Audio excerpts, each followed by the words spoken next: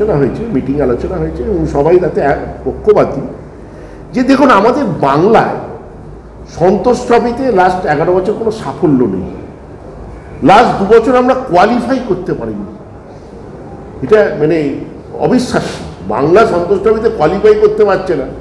তো সেই জন্যে আমরা সিদ্ধান্ত নিয়েছি বাংলার ফুটবল নিয়ে যারা কাজ করছে, ইউথ লেভেলেও কাজ করছে, তাদেরকেও আমরা জানি সম্মান দিলে তারা আরও উৎসাহিত হবে এবং অন্য লোকেরাও উৎসাহিত হবে।